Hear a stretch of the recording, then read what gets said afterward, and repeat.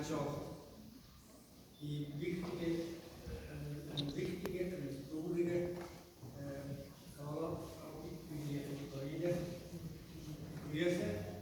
Und ich habe Sie vorher gesehen, dass die tibetische Mönch hat das Jesuskreuz, die tibetische Rückschleife überreicht.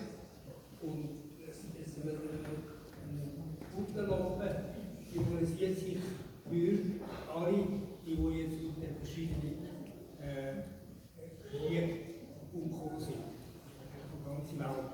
Und das ist symbolisiert wie der ja. Und zweitens haben Sie gesehen, da das Volk ukrainische Farbe. Und dann tun wir jetzt ein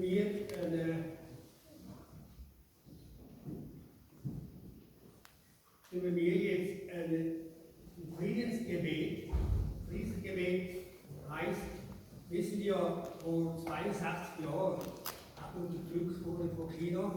Und dann haben wir mit dem 14. Dalai Lama sind wir auf Indien, Nepal geflüchtet. Und dann hat er im gleichen Jahr, 1960, hat der Dalai Lama sich persönlich mit seinen Lehrern ein Friedensgebet, wo inhaltlich Frieden, Gerechtigkeit und Hoffnung. Und die Melodie hat der bekannte tibetische Sänger komponiert. Und hier Lied mit dem Gebet können wir jetzt durchführen. Ich bitte alle zusammen, die gedankenmäßig über Frieden, Gerechtigkeit und Hoffnung für die jetzige Ukraine-Land, wo wirklich sehr schlecht war und auch viele sind auch gestorben. Und für das können wir jetzt